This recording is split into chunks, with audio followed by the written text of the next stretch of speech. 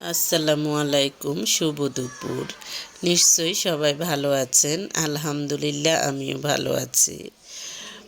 আজকে আমি একটি বিষয় আপনাদের সাথে শেয়ার করব, যেটা হলো মাঝে মাঝে আপনি রুমের দরজা বন্ধ করে নিজেকে নিজে প্রশ্ন করবেন, রুমের প্রত্যেকটা জিনিস আপনাকে কি উত্তর দেয়। যেমন আপনি চাঁদকে প্রশ্ন করবেন, চাঁদ আপনাকে উত্তর দিবে চিন্তা ভাবনা উঁচু রাখো।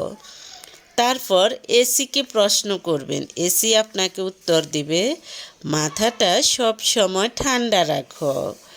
তারপর পাখাকে আপনি প্রশ্ন করবেন, পাখা আপনাকে উত্তর দিবে কাজের জন্য সব সময় ঘুরতে থাকো। তারপর ঘড়িকে আপনি প্রশ্ন করবেন, ঘড়ি আপনাকে উত্তর দিবে সময়ের মূল্য দিতে শিখো। কারণ যারা সময়ের মূল্য দেয় তারাই সফলতা অর্জন করে। তারপর ক্যালেন্ডারকে প্রশ্ন করুন, ক্যালেন্ডার উত্তর দিবে সব সময় রুটিন মেনে চলো। তারপর মানিব্যাগকে প্রশ্ন করলে মানিব্যাগ আপনাকে উত্তর দিবে ভবিষ্যতের জন্য সঞ্চয় করো। এরপর আয়নাকে প্রশ্ন করবেন, আয়না আপনাকে উত্তর দিবে নিজের প্রতি যত্নবান হবেন, অন্যের কথায় কান দিবেন না। তারপর হলো দেয়ালকে প্রশ্ন করবেন, দেয়াল আপনাকে বলবে অন্যের কষ্ট ভাগ করে নাও। তারপর জানালাকে প্রশ্ন করবেন, জানালা আপনাকে উত্তর দিবে স্বপ্নের পরিধি বৃদ্ধি করো। তারপর মেঝেকে প্রশ্ন করবেন, মেঝে আপনাকে উত্তর দিবে মাটির সাথে মিশে থাকো। তারপর দরজা বলল অন্যকে ভালোবাসতে শিখো।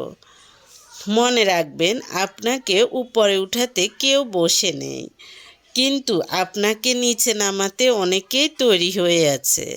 তাই নিজের প্রচেষ্টায় সফল হওয়ার চেষ্টা করুন, অন্যের দিকে বা অন্যের কথায় কান দিবেন না। অন্য লোক কি বলল, অন্য মানুষ কি বলল, সেটা আপনার শোনার কোনো প্রয়োজন নেই। তবে মাঝে মাঝে দেখা যায় যে আমরা কিছু মানুষের সাথে চলার পথে একটু এদিক সেদিক হয়ে যায়।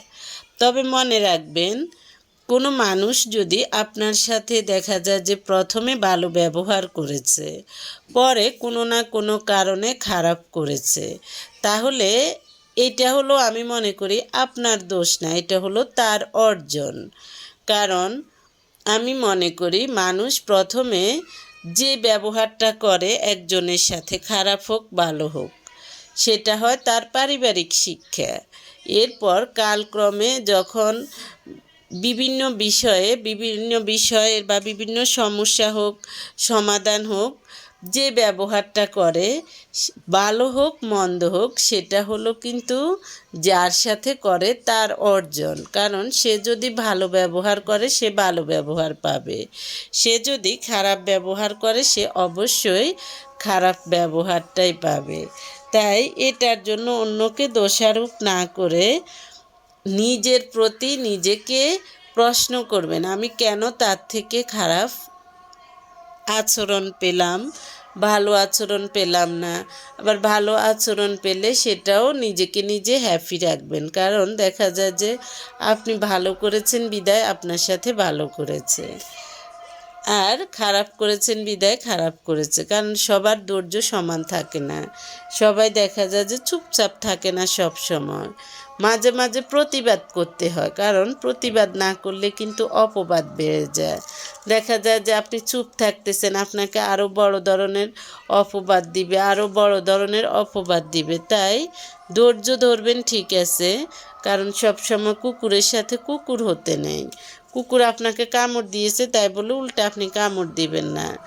আপনি দেখা যায় যে ঠান্ডা মাথায় কখনো বুঝিয়ে বলবেন, কখনো দেখা যায় যে প্রতিবাদের স্বরে বুঝিয়ে বলবেন। তারপর হলো, যদি আপনি ভালো থাকতে চান কারো কাছে, আপনি 3টি জিনিস খেয়াল রাখবেন।